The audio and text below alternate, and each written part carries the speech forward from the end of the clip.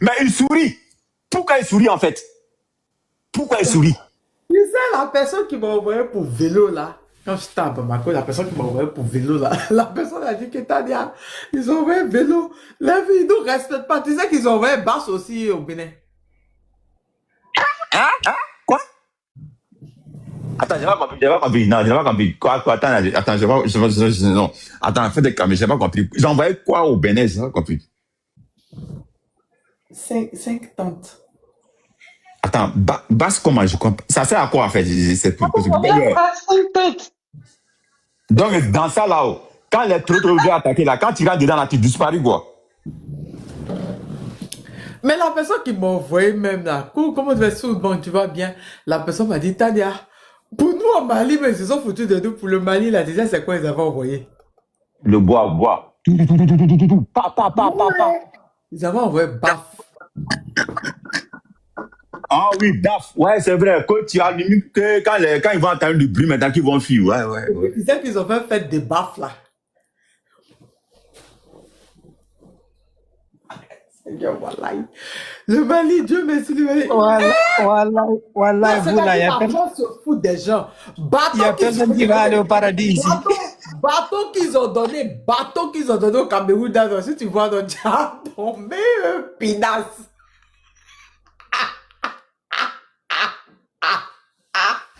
Eh Seigneur, qu'ils ont fait de donner tout dernièrement là, qu'ils ont fait de donner vélo au Gabon là, ils ont donné bâche, tente, 5 tentes.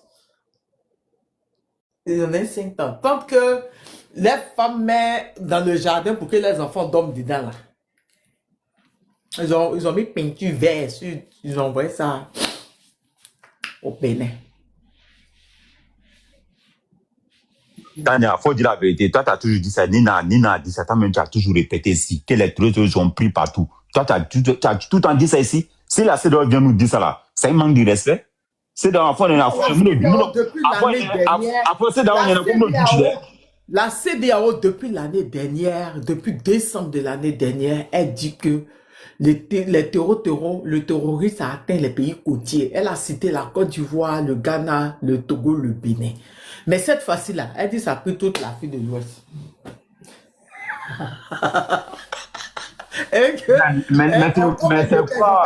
Mais en fait, oui, excuse-moi, non. J'ai vu une délégation d'Emmanuel Macron qu'on appelle CEDEAO au Mali. Ils sont allés voir. T'es trop bête.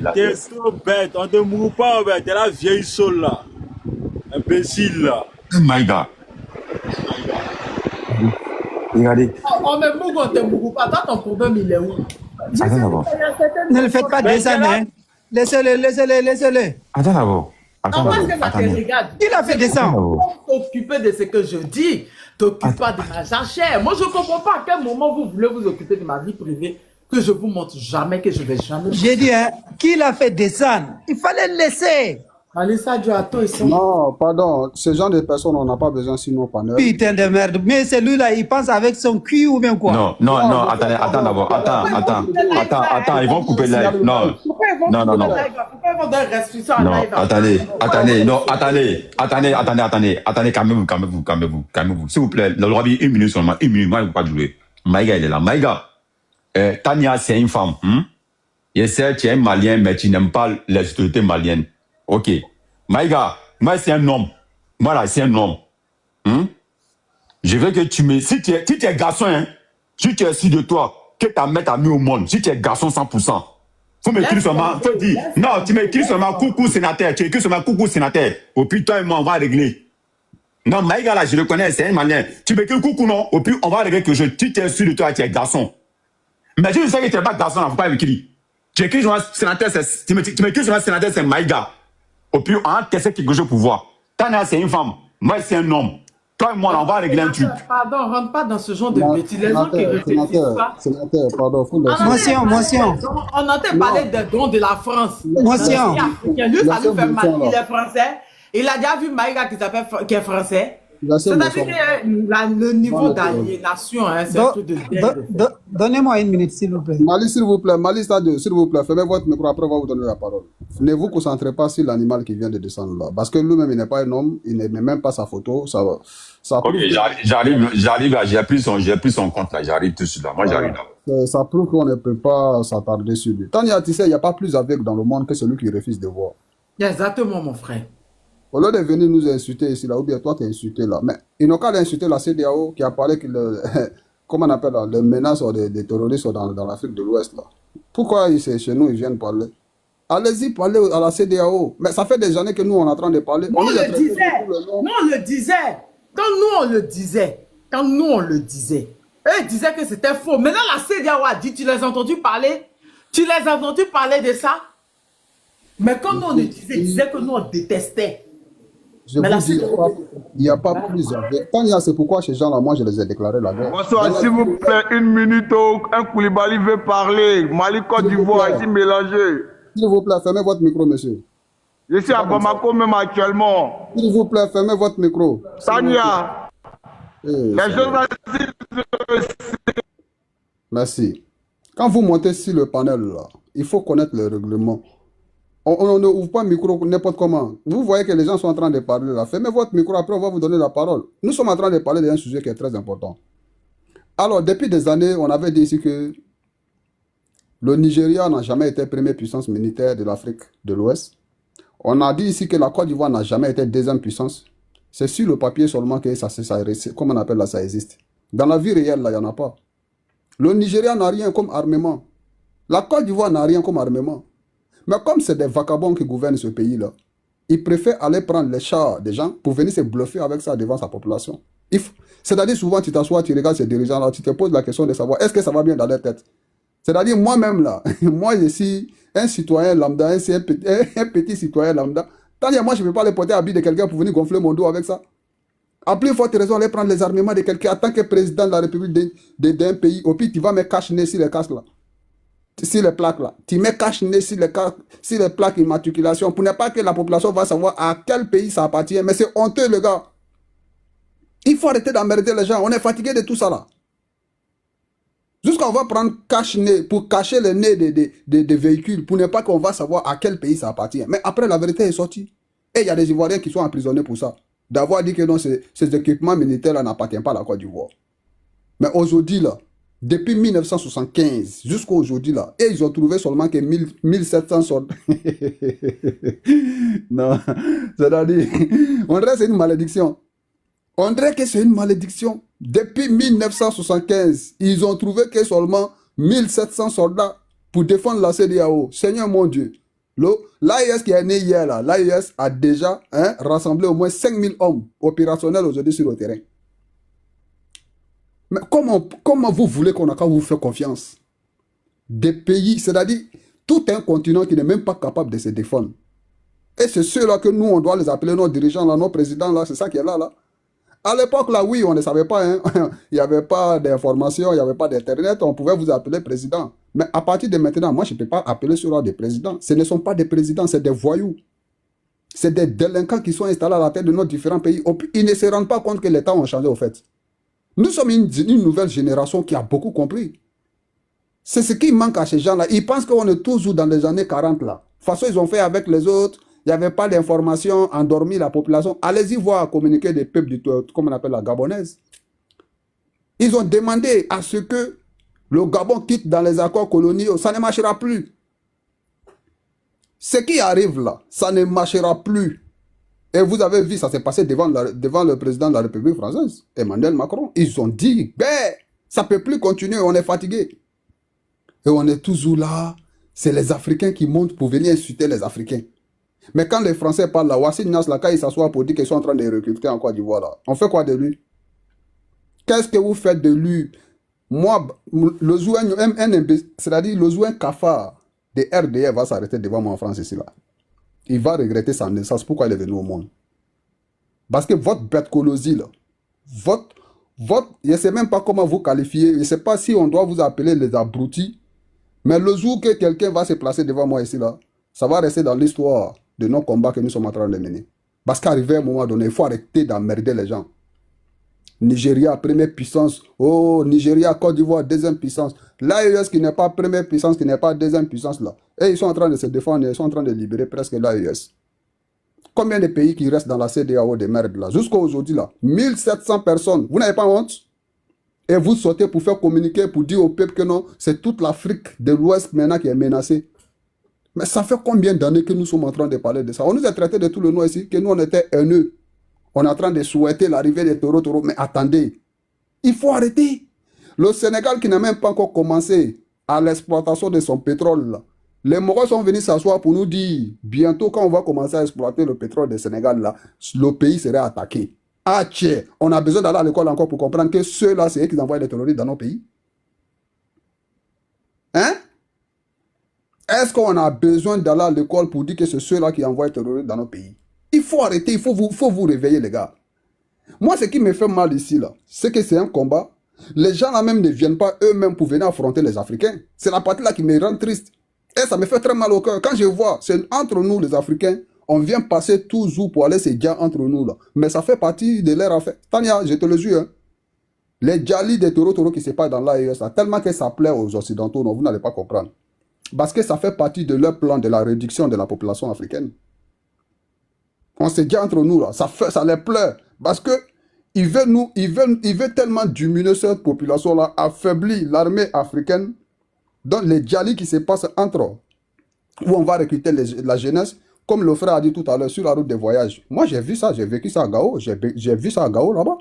Il y avait des Touaregs qui prenaient les gens dans le camion, qui partaient les livrer. Il y avait un monsieur terroriste qui était à quelque part avec Kidal là-bas, qu'on l'appelait Mohamed Kidal. C'est à lui qu'on partait donner les gens. Les camions qui quittaient au Niger, les Togolais, les Burkinabés, les Maliens, les Guinéens, les Ivoiriens. On partait les livrer là-bas pour les enrôler dans Toro par la force. On a vu ça là-bas. À Gao. Quand ils prennent les gens, il y a une grande cour, ils les font rentrer là-bas. Ils disent que non, ils ont dit que c'est les rebelles qui ont sifflé les camions. Donc et ils étaient en complicité avec ces gens-là. Parce qu'à cette époque-là, ils ont pris beaucoup de personnes. Tania, il y a beaucoup de familles aujourd'hui en Afrique là, qui ne savent pas où les enfants sont rentrés. Tania, c'est là-bas que les enfants sont restés. La plupart sont devenus tous des taureaux.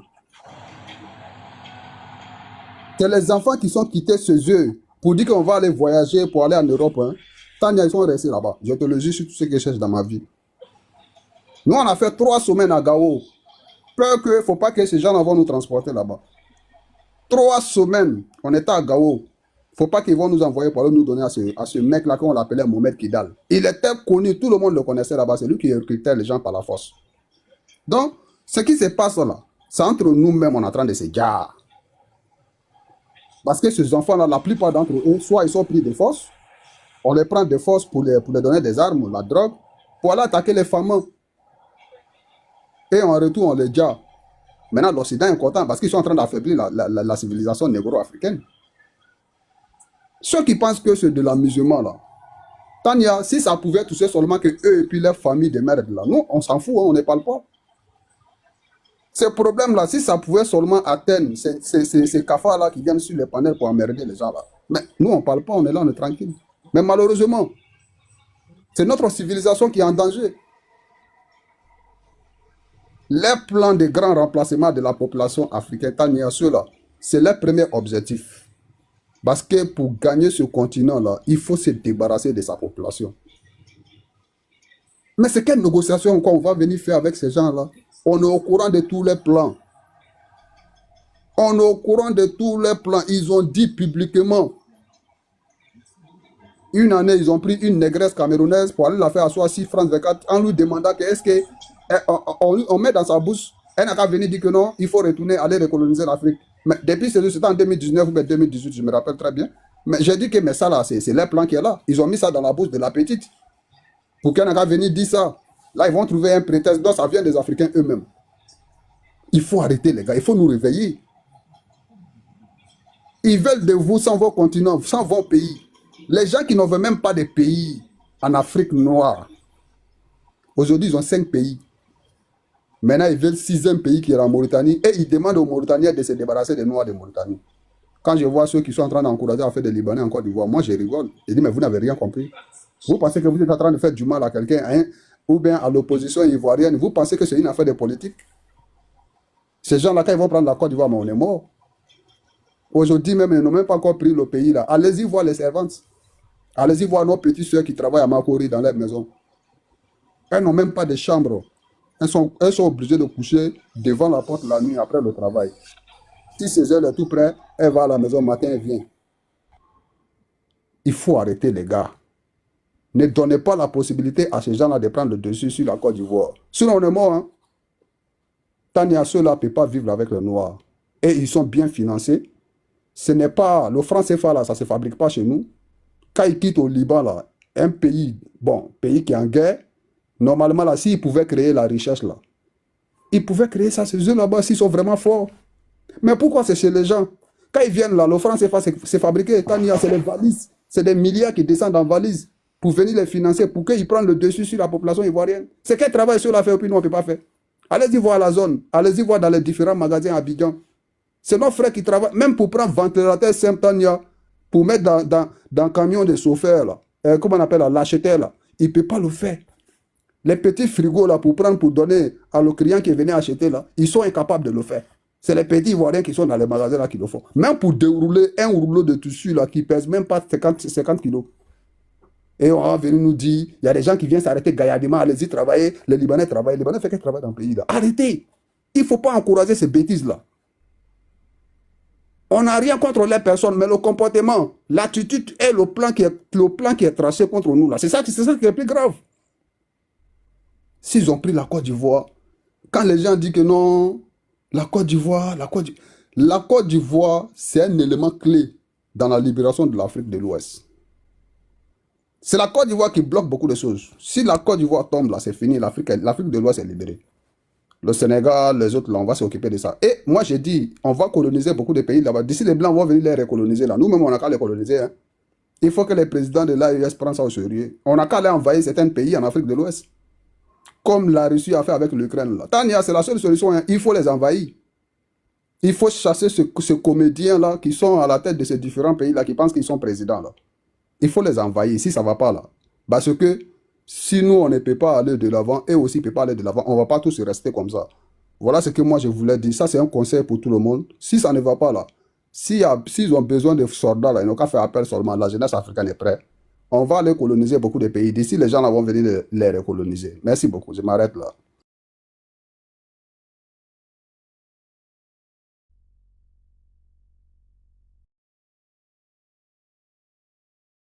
Merci, Lorobi. Merci, merci. Merci. Junior, tu veux ajouter quelque chose, Junior? Ok. Pour moi, ce que je veux ajouter, après avoir donné quelques trucs, proposer des solutions. Tania, le défi qui nous attend, le défi qui attend l'Afrique de demain, c'est le défi de la sécurité.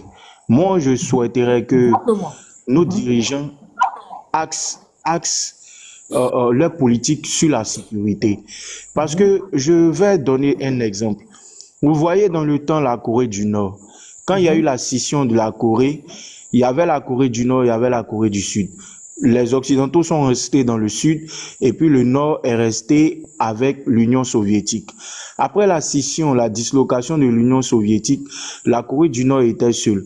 Et les Nord-Coréens qui travaillaient au Japon ont vu que après la Deuxième Guerre mondiale, quand les Américains ont largué les 2 bombes sur Hiroshima et Nagasaki, ça a fait que les Américains ont remporté la bataille. Et les Nord-Coréens, quand ils sont rentrés chez eux, ils ont expliqué ça à leurs dirigeants pour dire que il y a quelque chose que les Américains ont largué là, c'est ça qui a fait qu'ils ont remporté la bataille. Et le jeune dirigeant qui était là-bas, Kim Il-sung, il a décidé de développer un arsenal nucléaire. Pourquoi je le dis? Je le dis parce que c'est très capital, c'est très important. Ils ont tué Kadhafi parce que Kadhafi, il a renoncé à son programme nucléaire. Aujourd'hui, c'est vrai, ce sont les Sud-Africains noirs qui ont la manne politique en Afrique du Sud, mais l'Afrique du Sud qui devait développer son arsenal nucléaire, elle a fini par abandonner. Il y a un grand diplomate américain dans le temps, qui faisait partie des négociateurs sur le nucléaire nord-coréen, qui a dit que les États-Unis, l'Occident, ils ont peur de deux choses. Ils ont peur des pays qui disposent de l'arme nucléaire parce que c'est une arme de dissuasion. Donc, je demanderai aux dirigeants africains, d'ailleurs, c'est ce que fait le Burkina aujourd'hui, c'est ce que fait le Mali avec des signatures avec Rosatom.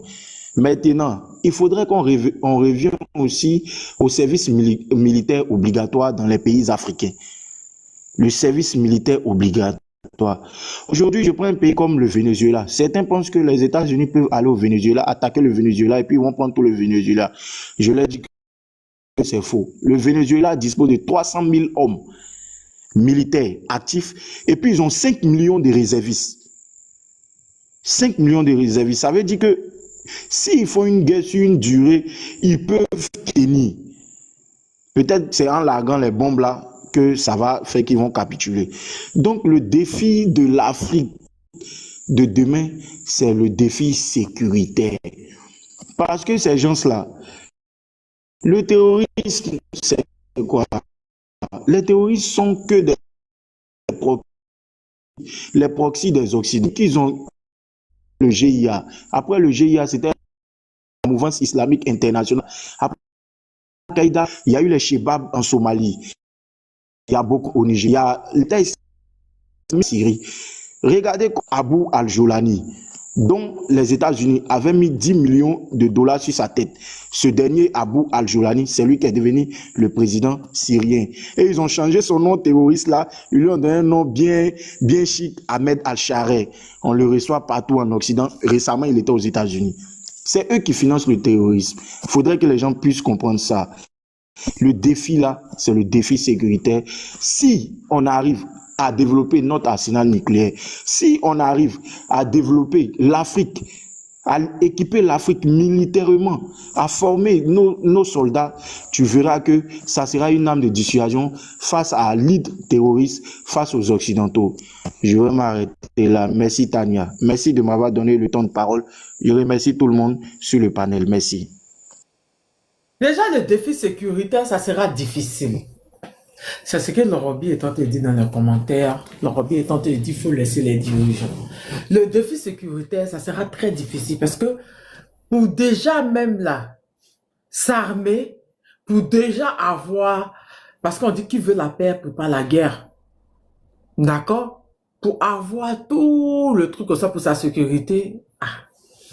L'Afrique de l'Ouest, là, les soi-disant démocratiques, là, sont encore dans les accords coloniaux. Ils sont encore dans les accords coloniaux. Et le problème, c'est comment ils vont faire pour s'armer. On a vu la France qui a donné des avions pour partir arroser, avions criquets, pour donner aux gens de lutter contre le terrorisme. Ils ont vu, on a vu de la France. Ok, sénateur, on a vu la France donner des bouts de bois aux gens pour les entraîner contre le terrorisme. En fait, le défi sécuritaire, ça sera déjà tout un changement. Emmener les gens à changer de mentalité. Dire aux gens déjà, s'armer, c'est pas méchant. Ou bien, en fait, c'est ça. Le défi sécuritaire, oui. Sécuriser la sous-région. Mais est-ce que la CEDEAO qui s'est plaint là, la CEDEAO là, la CEDEAO est prête à rompre avec les colons? Parce que quand elle fait déjà ces réunions, vous les voyez tous. Ou bien, il y a l'une de les réunions que j'avais publié la photo sur mon ancien compte. Les visas étaient serrés. Merci. Ok, M91.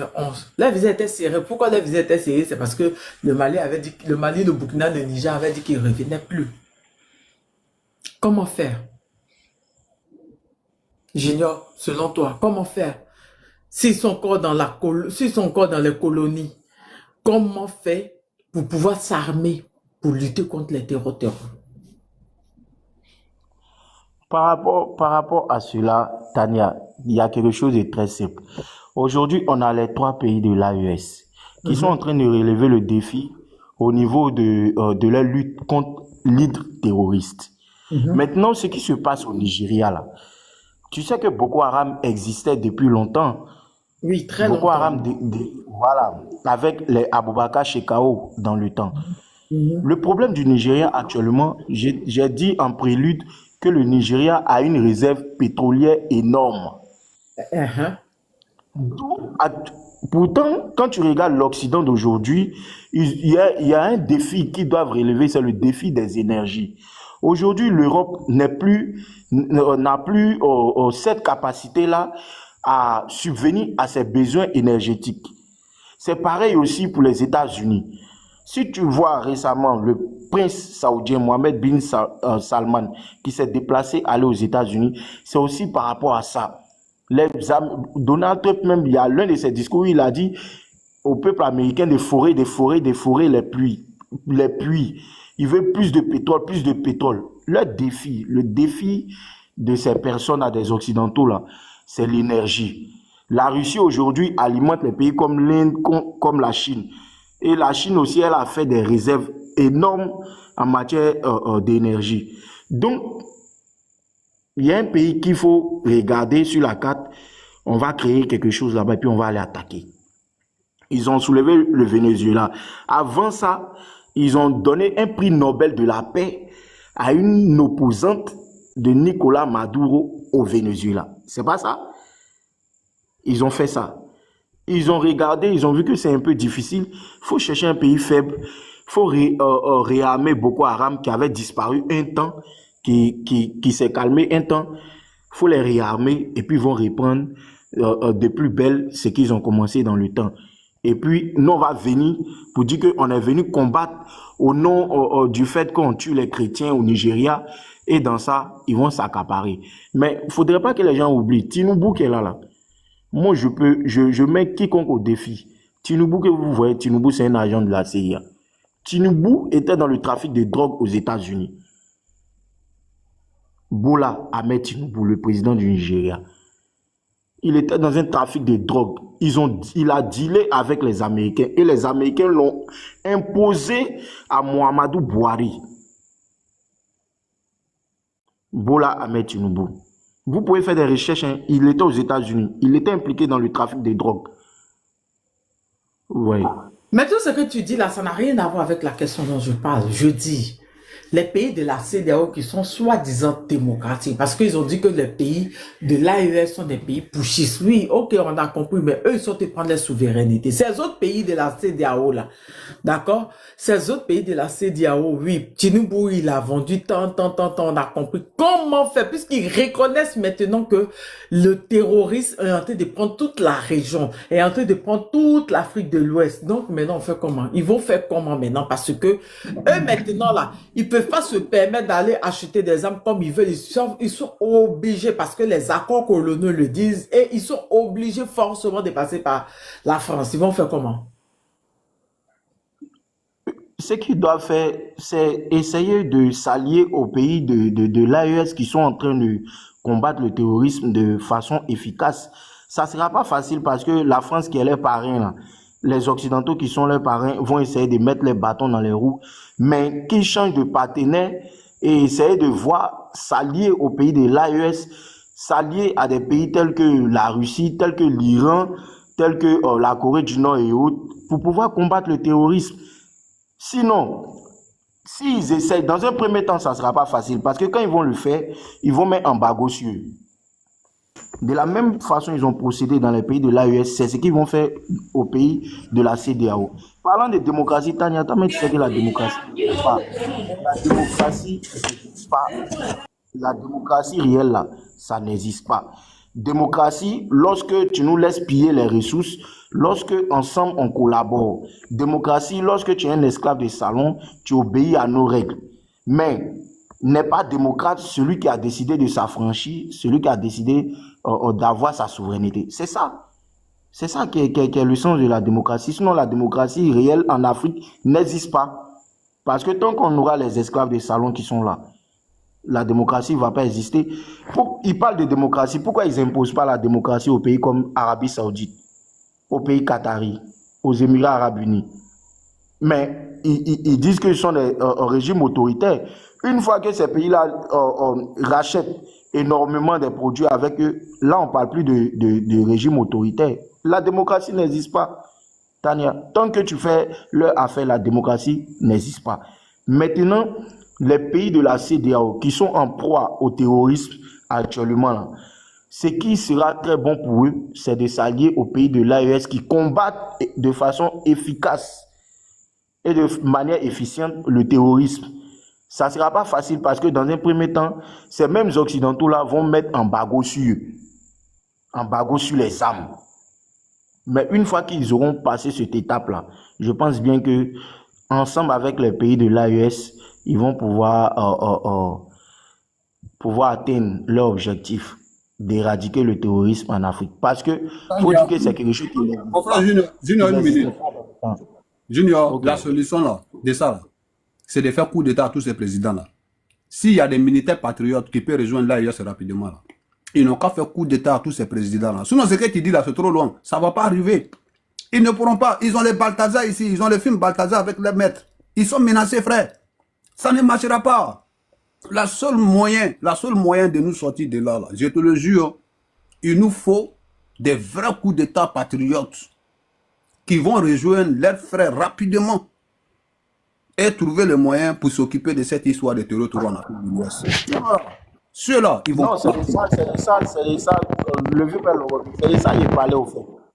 Voilà pourquoi il a dit que la démocratie n'existait pas. Parce que tant que ces dirigeants, ces esclaves des salons sont là, ça ne va pas passer.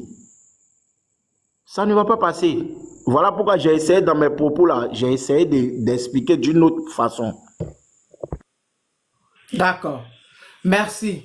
Merci beaucoup. Il y a Dragzo qui dit qu'il a un témoignage. On va écouter son témoignage. Après, on va écouter Tiemno. Dragzo.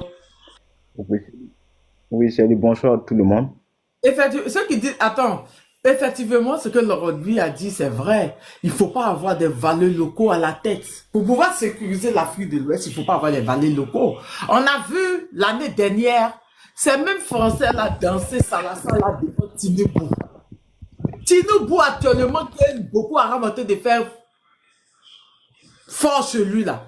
Il a oublié qu'il y avait les terreaux chez lui et que ceux qui finançaient les terreaux, c'était ceux-là. Ils ont dansé, ils sont oubliés. Il a bu son vin. Mais quand Tiani est sorti après, Tiani a dit, ils ont décidé de prendre un côté de chez lui, Borno, pour pouvoir l'attaquer lui, pour pouvoir attaquer son pays. Mais actuellement, ça s'est retourné contre qui? Ça s'est retourné contre qui? À même Borno là, l'état-major la dernière fois a dit que les terreaux là-bas, ils utilisent des drones ukrainiens. N'est-ce pas? C'est sorti il n'y a pas longtemps. Ça s'est retourné contre qui? Quand tu veux manger le diable, tu payes au fait. Donc, comme le Robin l'a dit, il faut enlever tous ces valeurs locaux. Parce que si tu les enlèves pas, tu vas payer le prix cher. Parce que eux, je ne sais même pas si c'est des pattes. C'est quoi ils ont signé là-bas et puis ils peuvent rien faire. Quand tu veux, il faut avoir quelqu'un de radical, de fort, qui a une main forte, qui dit non, lui n'est pas là-dedans, il veut pas, il veut la libération de son pays. Si vous trouvez des personnes comme cela, oui, ils vont l'appeler de tous les noms, ils vont le traiter de tous les noms, Pouchis, quoi, c'est mieux. Il va vous donner votre souveraineté, il va vous donner la réunification de votre pays, il va vous donner la sécurité. Voilà. Sinon, quand il y a quelqu'un qui mange avec eux, hein, vas-y, Drake. Donc, il n'y a pas de souci. Voilà, sinon, je crois que la semaine passée, en Algérie, par exemple, actuellement, l'armée algérienne, ils sont divisés actuellement à cause des djihadistes. Parce que la frontière entre l'Algérie et le Niger, ils ont vu que l'armée libyenne passe là-bas avec des véhicules pour venir au Mali, vers Tombouctou. Donc, ça fait que les Touaregs qui sont la frontière entre l'Algérie et le Niger ont frappé et l'armée l'a fait passer là-bas. Et puis, ils ont brûlé des voitures là-bas. Et puis, l'armée algérienne, on dit qu'ils ne sont pas d'accord avec leur président. Parce que c'est le président algérien avec la France, c'est eux qui ont fait tous ces complots. Donc ça fait que actuellement la frontière là entre l'Algérie et puis le Mali, actuellement c'est bien parce que les djihadistes même ne peuvent pas s'arrêter là-bas actuellement. Donc, si les autres États de l'Afrique de l'Ouest sont en train de douter, moi, je sais qu'actuellement, même Algérie même, c'est que ici, Guédi, là, actuellement, au centre-ville, ça va chauffer. Donc, ils sont déjà en train de voir comment eux aussi vont faire. Ce que vous voyez. Le général Tiani était là-bas il n'y a pas longtemps. Bon, je crois qu'il était à la frontière dans sa tournée. Il arrivait à la frontière, c'est ça, non? Il arrivait à la Oui, frontière de oui. l'Algérie dans sa tournée. Ouais. Vous savez, l'Algérie, Bon, ce il est sont des... venu même sur le village des Touaregs, là. Hmm. Vous savez, l'Algérie, mais ce sont des grands Oui. propagandistes. Ils ont mis tout dernièrement là que eux ils ont acheté un avion là, bon, pour impressionner. Comme ils ont vu que le Mali allait sous Koï, donc ils veulent se montrer. Mais bon, moi ceux-là, je parle pas d'eux. Franchement, depuis ils ont refusé d'aller comparer, de s'expliquer sur la destruction du drone malien là. Moi, je préfère ne même pas les regarder. C'est tout à l'heure qu'il est en train de dire que, comment on appelle ça, dans les réunions qu'ils ont fait là-bas pour dire qu'ils vont choisir, ils avaient choisi qui l'a dit que les terreaux, eux, on fait pas là. Donc si les terreaux, eux, ça allume, nous quoi dedans. Ce sont les parrains du terroriste, le Mali l'a dit, ce sont les parrains. Donc, si les propres frères, et en plus c'est les frères, si les frères veulent se retourner contre eux, s'ils veulent se bombarder entre eux, s'ils veulent se diviser, moi je parle pas d'eux. Après tout ce qu'ils ont fait là, de toutes les C'est manières, ça.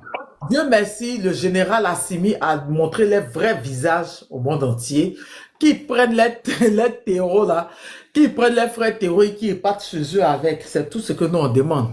Voilà, Drick. Oui, justice malienne, tu vas parler après lui, je te donne la parole. Parce que Tieno, tu es là? Tieno K, tu es là? Une fois. Tieno K, 2 fois, 3 fois. Ok. Vas-y, justice malienne. Comment tu vas? Tu vas bien? C'est pas diaspora. Bonsoir, bonsoir à tout le monde. Bonsoir. Vous dites? Ah non, j'ai cru que Non. c'était diaspora. C'est pas le deuxième compte de diaspora. Le deuxième compte de diaspora. Daniel, j'ai un témoignage à faire ici, sur ce panel. Vous savez, le problème est que tant que vous combattez les gens là dans votre pays et que leur refuge, c'est les pays voisins, ce combat, ça ne peut jamais finir. Et il y a un frère qui a dit ici, Logobi, voilà, Logobi a dit il faut envahir les pays dont il s'installe aussi pour terminer ce combat. Et puis c'est la pire vérité aussi. Sinon, de cette manière, ça ne peut jamais finir. Si vous les frappez ici, c'est dans les pays voisins qui partent se réfugier et puis ils vont aller se renforcer encore pour venir frapper dans notre pays. Quand il y a des gens qui soutiennent les terreaux là, moi je m'assis et je les regarde d'abord. Le mal qu'ils ont fait, s'ils ont fait ça à une de leurs proches, je vous le jure sur cette panel, personne n'allait les soutenir. Moi qui vous parle ici, j'ai une de mes cousines dont ils ont enlevé. Bon, je ne sais pas si j'ai dit le mot ici, ça va signaler le live, mais ils l'ont violée, enceintée, elle a accouché et puis elle a refusé l'enfant aussi, que l'enfant ne va jamais téter. Il ne faut pas dire le mot, il faut dire VIOL, mais tu dis l'on V simplement. Voilà. Donc ils l'ont enlevé, couché avec lui de force, lui donner la grossesse encore. Après, quand ils l'ont relâchée, elle est venue à peu près, elle était enceinte de 6 mois comme ça. Elle a accouché actuellement. C'était dans les environs de 2018-2019. Maintenant, l'enfant a grandi même. Elle ne veut même pas voir son enfant parce que ça lui rappelle des mauvais souvenirs. L'enfant est avec notre grande sœur. Ils ne sont même pas dans la même ville. L'enfant est au Mali actuellement. Elle s'est mariée parce qu'au moment où elle était fiancée, donc son fiancé aussi l'a accepté comme ça. Il l'a mariée, donc il est au Burkina, mais l'enfant est au Mali. Imaginez.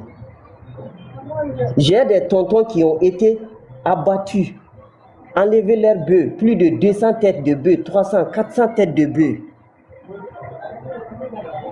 Mais comment je ne sais pas, souvent je m'assois, je regarde les gens qui disent que eux, ce que ces gens-là font, et ils soutiennent ça. Ça fait mal au cœur. Ça blesse. Ça blesse. C'est pour cela que je l'ai dit, il faut prier les bons dieux, ceux qui sont en train de faire les gens au nord, que ça ne vous arrive pas à votre famille. Sinon, tu ne vas jamais les aimer. Ils sont là à faire du mal au nom de l'islam. Tout simplement. C'est au nom de l'islam qu'ils font ça. Sinon, est-ce que ça là c'est dans l'islam? Ils vont venir, souvent même si tu as eu la chance, ils vont venir, si tu te trouves avec tes bœufs, plus de 100, 200 têtes de bœufs, ils vont couper la moitié, ils disent ça c'est le zakat de tes bœufs. Forcé. Forcé. C'est pas toi qui enlèves les zakats de tes bœufs, mais c'est eux qui enlèvent les zakats de tes bœufs, avec la force aussi. Est-ce que ces gens-là sont là-bas? Est-ce que ce qu'ils font, c'est au nom de l'islam? Mais imagine, il y a des gens qui sont au Mali, à Bamako même, qui soutiennent leur idée. Ce qu'ils font au nord là-bas, il y a des gens qui les soutiennent. Mais la justice, même la Mariam Sissé, Oui. ils ont pris pour... Ils sont d'accord avec. Madame Sissé, je connais leur village. Je connais leur village. Mais ça dit, il y a des gens qui étaient d'accord avec ça. Il y a des gens qui sont d'accord avec ça, oui, que les gens qui soutiennent la transition, nous sommes... Je dis les mots là, ça fait mal au cœur même, quoi. Si tu dis que tu n'es pas avec eux seulement, ça veut dire que tu es casse. Point barre. Tu dis que tu n'es pas eux seulement, donc tu n'as plus le droit de vivre. C'est comme si c'est eux qui t'ont donné la vie. L'air que tu souffles, c'est pour eux. Ah oui. Est-ce qu'on peut venir enseigner les gens du Nord l'islam? Tous les grands marabouts que tu vois au Mali, tous les grands marabouts qui sont passés, que tu entends leur nom, et tous ont étudié au Nord. Et tous, ils ont étudié au Nord. On ne peut pas venir enseigner l'islam au Nord du Mali. Jamais. Jamais. Donc, franchement parler, moi, tout ce que je peux dire pour le moment, cette bataille-là, pour que cette bataille puisse terminer, les pays dont les gens là vont se réfugier, c'est là-bas on doit frapper aussi, sans tolérer. Parce que nous, on ne peut pas rester à les combattre quand ils sont affaiblis seulement, ils courent rentrer dans les pays voisins et puis aller se renforcer là-bas et puis revenir encore. C'est de leur système, c'est comme ça ils font. C'est comme ça ils font. Ils se cachent après pour chercher la force. Racine Naz, même moi, ils vont se soigner dans les voisins. Oui, ils vont se soigner. C'est là-bas, c'est là qu'ils cherchent la force après pour revenir encore. Donc, si c'est comme ça seulement, il faut les avertir, fermez votre frontière. Dans ce cas, il faut avertir, ils n'ont qu'à avertir les pays voisins, fermez votre frontière. Si on les poursuit, s'ils courent pour rentrer dans votre pays, on va les poursuivre là-bas. Si vous ne pouvez pas les arrêter, et puis qu'ils retournent venir nous affronter face à face, si ils continuent de courir, aller réfugier dans votre pays, nous on revient, on va les poursuivre dans votre pays, on va les frapper encore. Ça veut dire que vous êtes vous êtes des mêmes personnes. C'est les oiseaux du même plumage qui volent ensemble. Je m'arrête là. Mais franchement, moi je ne peux jamais les aimer parce qu'ils m'ont fait du mal. J'ai perdu des parents à cause de eux. Des parents. Mes parents ont perdu leur fortune. Parce que nous sommes les bergers. Notre richesse, c'est nos bœufs, c'est nos vaches, nos moutons et nos chèvres. C'est ça notre richesse. Même si tu nous donnes, je ne sais pas comment dire, 100 millions en espèces, nous, c'est les bœufs qu'on veut. C'est les animaux qu'on veut. C'est ça notre richesse. Nous, on n'a pas d'autre richesse. Donc, ces gens-là, ils ont fait du mal à ma famille, à mes parents, à mes connaissances, tout. Je ne peux jamais les aimer. Et puis les gens qui les aiment aussi, je peux jamais les aimer aussi. Moi, je cache pas pour moi. Je cache pas pour moi. Moi, je ne suis pas hypocrite. Je te pardonne. Point barre. Si je ne te pardonne pas aussi, je te crache ça sous le visage. Je ne vais jamais te pardonner. Moi, je suis ce genre de personne. Mais je donne la parole aux autres personnes.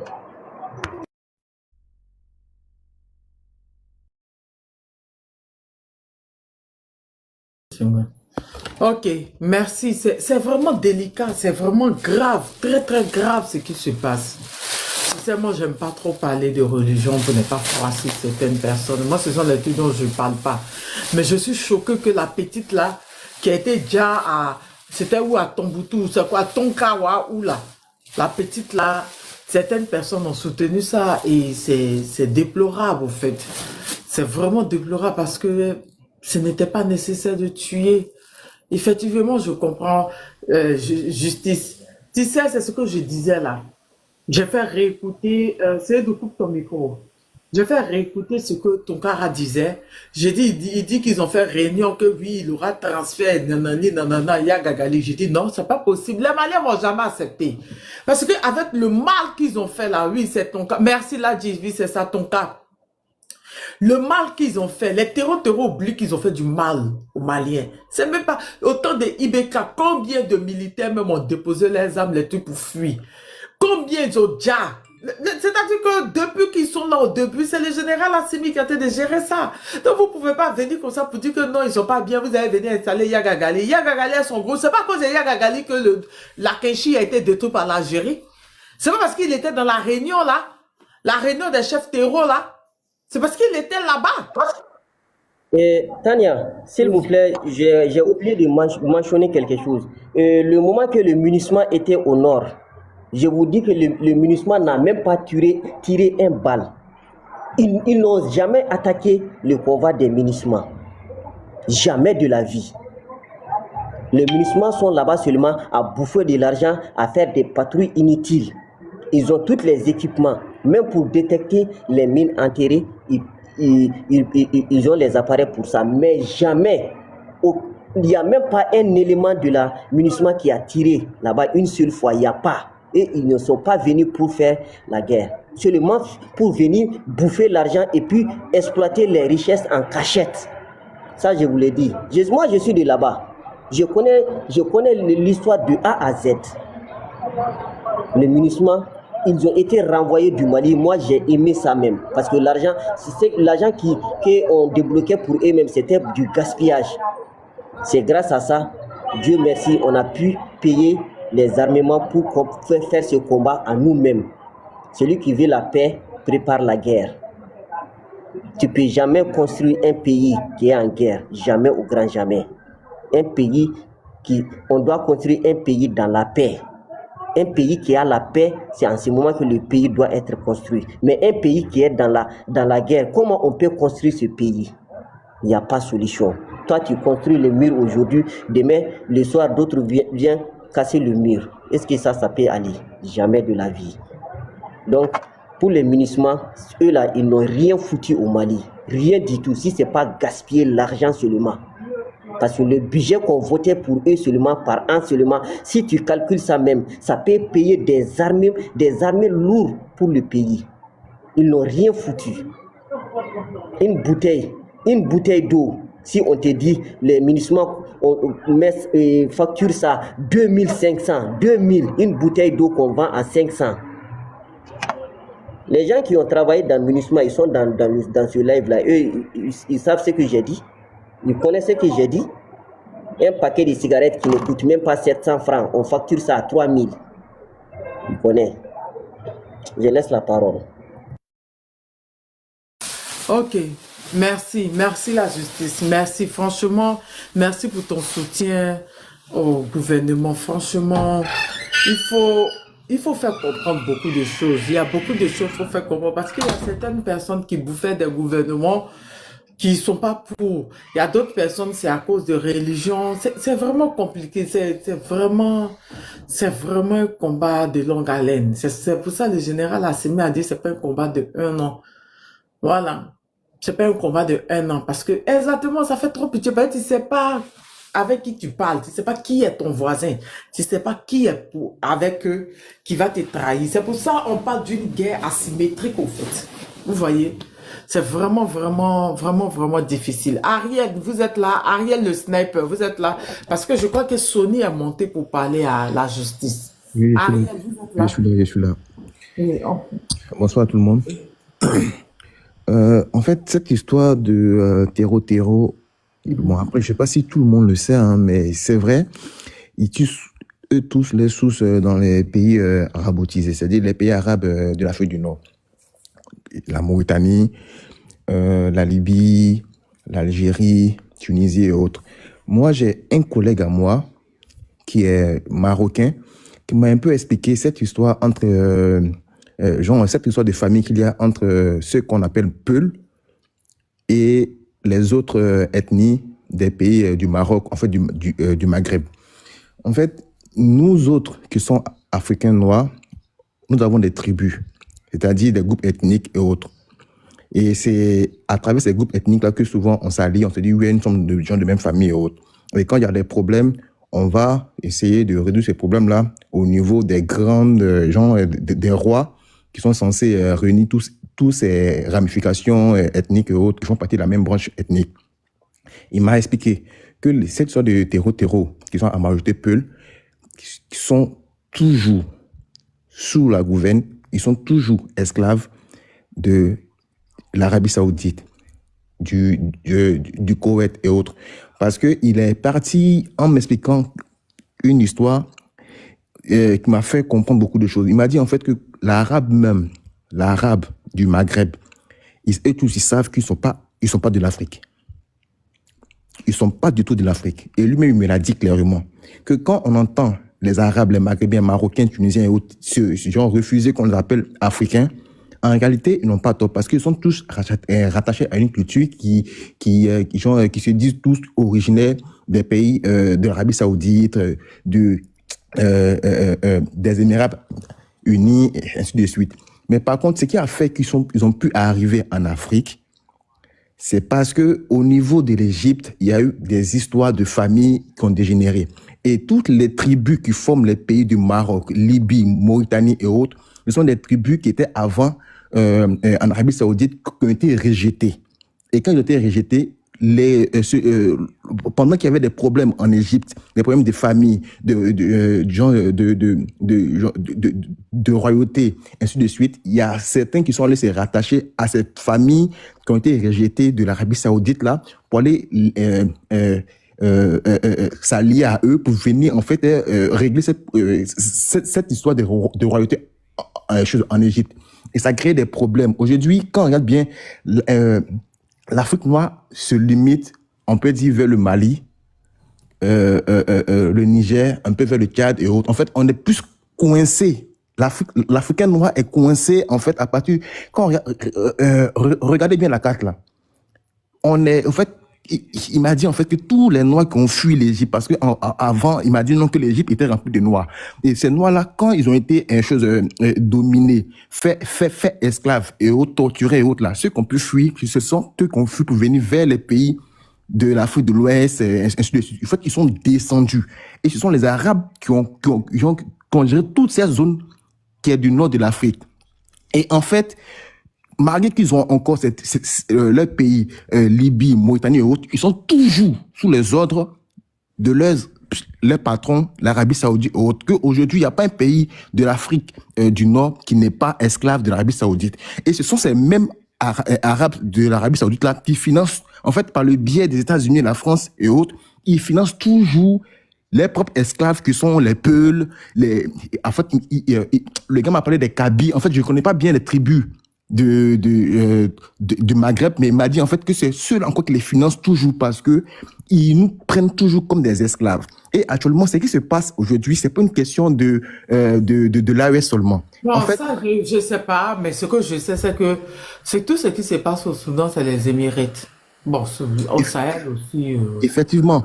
Voilà, les Émirats, parce que eux ont juste besoin d'or. Maintenant, question religion, les Arabes, franchement, il faut te renseigner parce que les gens de l'Arabie Saoudite, des Émirats, ils prient même pas.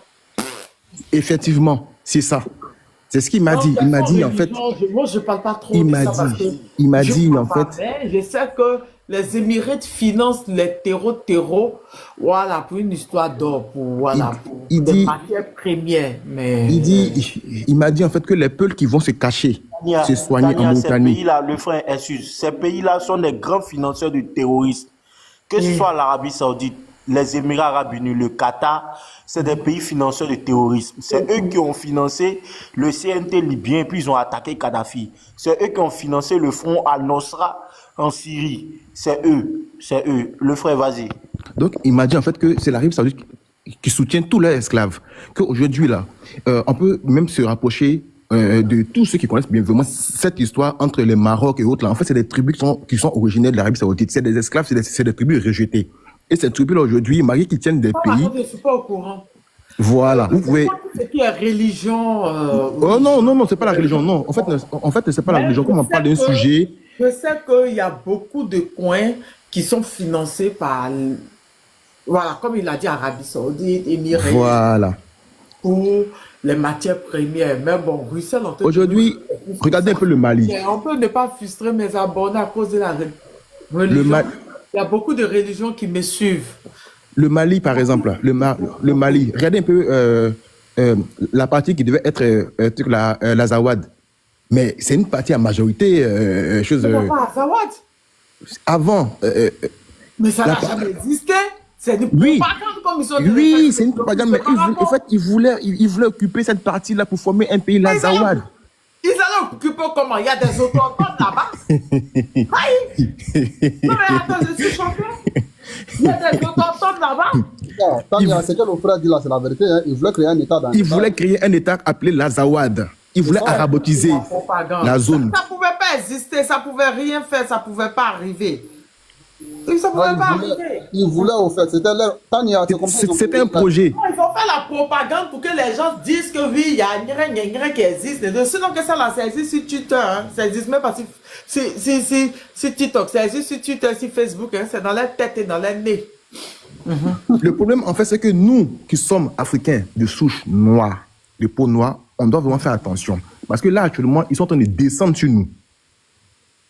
La même manière qu'ils ont fait fuir. De la race noire, c'est tout un programme. Ils sont en train de... En fait, la même manière qu'ils sont en train d'agrandir Israël, en attaquant les autres pays qui sont autour pour former le grand Israël, en fait, ils sont en train de venir petit à petit. Ils sont en train de descendre petit à petit. Ils sont en train de conquérir les zones au fur et à mesure. Regardez un peu l'histoire avec le Soudan. La majorité des gens, des populations qui fuient, faut le dire, hein, c'est des noirs de peau noire, en fait, la souche noire. Ils sont en train de descendre. Et il ne faut que garder tous ceux qui sont de souche arabotisées. Oui, depuis on vous dit qu'ils veulent l'Afrique sans les Africains. Vous n'avez pas compris. Et même cette histoire des Libanais qui sont un peu répartis dans tous les pays africains, de l'Afrique de l'Ouest jusqu'en Afrique du Sud, en fait, ça a été une stratégie. Depuis lors où les pays de l'Afrique faisaient partie de l'AEF, je sais pas quoi, comment dire ça, en fait, c'était la France qui contrôlait. Et lorsque le Liban était entré en guerre, depuis les années, combien d'années là, la France a récupéré les familles riches du Liban et les papiers un peu partout. Et avec tout ce qu'ils avaient comme moyens financiers, c'est la France qui gérait toutes les finances et qui les permettait de pouvoir s'installer dans chaque État. De la même manière que la Russie a fait partie de Bachar al-Assad en récupérant tous ses parents pour les envoyer en Russie avec tout l'argent qu'ils ont là. De la même manière qu'ils ont fait, ils ont fait partie toutes les familles riches du Liban et c'est les pauvres qu'ils ont laissés là-bas et c'est les pauvres actuellement ils sont en train de tuer. Et de cette manière-là, ils ont papier partout, les Libanais riches un peu partout. Et pour pouvoir contrôler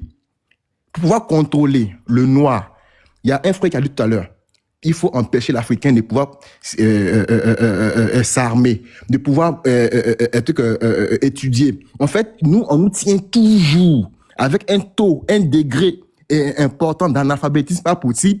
Et c'est eux, en fait, qui profitent de ça pour s'implanter petit à petit. Petit à petit. Regardez un peu partout en Afrique de l'Ouest. Regardez comment les Libanais ont commencé à avoir une place importante en contrôlant un secteur clé qui est vital. Les commerces, l'économie.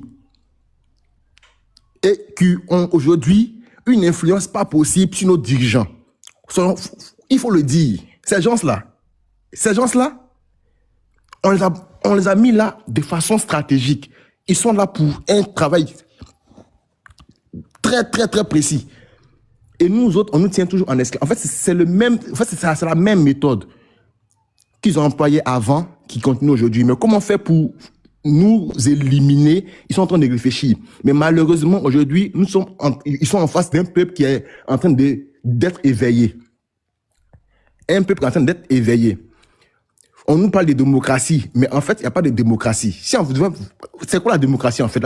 La démocratie, c'est de créer une atmosphère d'alternance politique. C'est-à-dire qu'on passe les pouvoirs au fur et à mesure. Mais chez nous, en Côte d'Ivoire, même, exemple, c'est pas la démocratie. En fait, c'est la vérité. Il n'y a pas d'alternance politique. Et le pouvoir est géré tant que celui qui est là, il est là pour toujours gérer les intérêts. Ça va. Mais pendant ce temps, ils sont en train de faire la guerre là-bas, envoyer les taureaux, les peuls. Il faut qu'on s'arme. C'est plus important. C'est très important. Il faut qu'on s'arme. Aujourd'hui, il y a une journaliste. Demain, mon frère Lorobi. Il y a une journaliste sur BFM qui a dit, elle dit aujourd'hui, on peut pas comparer l'armée malienne du temps où il y avait l'armée française et aujourd'hui. Aujourd'hui, l'armée, elle a dit clairement, elle a dit que l'armée malienne, c'est pas possible, c'est le jour et la nuit. C'est plus pareil, hein. Depuis le départ de l'armée française, aujourd'hui, là, ils sont arrivés à un niveau pas possible. Ils ont même des armes qu'on ne connaît pas. On ne sait même pas qu'ils ont ça. Et c'est ce qu'ils ne veulent pas. Aujourd'hui, ils sont en train de renforcer leur présence stratégique en Côte d'Ivoire. La Côte d'Ivoire, aujourd'hui, là, ils sont, en fait, au niveau matériel militaire. Mais c'est pas nous qui pilotons, hein, ce sont eux, pour renforcer leur présence. Parce qu'ils ont compris qu'il y a un vent qui souffle, un réveil. Il y a un réveil qui est en train de se passer au niveau de la zone ouest africaine. Mais qu'est-ce qu'ils font? Pour freiner ça, ils ont créé un nouveau mouvement, les terreaux. Aujourd'hui, on doit soutenir l'AES. Franchement dit, tout Africain de souche noire doit soutenir ce qui se passe avec ces 3 éléments qui sont mis ensemble pour gérer l'AES. Parce que c'est un exemple.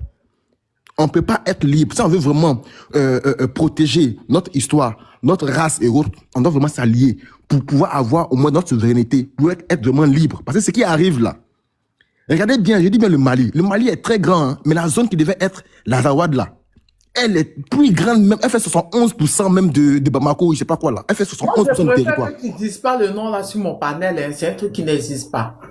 Donc, oui. c'est une propagande, mais ça marche pas, moi, ça existe dans les narines. Ils veulent contrôler. En fait, ça dit que toujours nous coincer. En fait, nous, on veut toujours nous coincer. Nous coincer. Aujourd'hui, là, ils sont aux portes de la Côte d'Ivoire. Hein. on parle, on rigole, mais ils sont aux portes de la Côte d'Ivoire. Ils viennent, ils défilent, ils font des MeToo. Mais le jour, ça va basculer là. Ah, mon vieux. Merci, Ariel. Rapidement, je vais entrer dans un endroit où il y a beaucoup de bruit là. C'est à Sony de parler. Sony, il faut me laisser 2 minutes là, je m'exprime un peu, parce que je vais entrer dans un endroit où il y a trop de bruit. Comment tu vas? Ah, je suis là, ma sœur, je suis là, je vais très bien. Et toi-même? Ça va. Je te vois dans les grands combats, je t'ai vu au Mali récemment. Félicitations. Merci. Tu avances bien dans le combat. Félicitations. C'était vraiment intéressant. C'est la meilleure. C'est un coup magistral du général Assimi. Oui. Vas-y, comme tu rentres dans un combat. Oui, voilà. Comme je disais, désolé parce que je vais entrer dans un endroit où il y a beaucoup de bruit. Donc moi, je pense que à un moment donné, on se trompe parfois. Parce que j'appelle ça des leurres. Quand j'entends parfois, on parle de l'or, le diamant, le pétrole, et toutes ces choses-là, moi, je considère ça comme des collatéraux, en fait, finalement. Parce que, et ça rejoint parfois des moments où, quand vous voyez parfois ces mouvements armés, un peu partout dans le monde où vous les voyez en action, il y a toujours un motif officiel pour lequel, soi-disant, ils se battent. C'est-à-dire que, par exemple, on va dire, par exemple, en ce qui concerne le Mali, on va te donner des motifs concernant le Mali. Mais dans ce cas, au Burkina, c'est quel motif alors? Au Niger, c'est quel motif? Au Cameroun, c'est quel motif? je ne sais où là, partout où ils doivent entrer en action, ils cherchent toujours un motif pour entrer en action. Et ça, il faut qu'on entende ça. Que, ok, on va dire dans le cas du Mali, il y a des ressources, ok. Au Cameroun, il y en a, etc., etc. Mais avant, en Égypte, il y avait quoi? En Algérie, au Maroc, partout dans les pays maghrébins, c'était les pays des Noirs aussi. Comme par hasard, tous ces pays sont devenus blancs. Et ça, à vouloir toujours faire comme si il s'agit ici simplement d'une conquête de pétrole, de richesse et tout ça, c'est se tromper en réalité sur les réelles motivations de ceux-ci, en fait. Parce que quand en fait, il faut qu'on comprenne que nous sommes, comme le frère expliquait, que nous sommes dans une guerre de civilisation, en fait. Pour moi, c'est ça la base de la réflexion que nous devons avoir. Nous sommes dans une conquête de civilisation. La nécessité pour eux de neutraliser et de conquérir des terres pour étaler leur civilisation à l'échelle planétaire. C'est ainsi. Et on voit leur poussée. Par exemple, prenons le cas de la Côte d'Ivoire. Bon, ok. Côte d'Ivoire. Est-ce qu'aujourd'hui, on va dire, oui, la Côte d'Ivoire, pétrole, machin, bidule et consorts, tu vas voir que ce sont des gens qui sont dans une guerre de conquête. Ils poussent, ils augmentent leur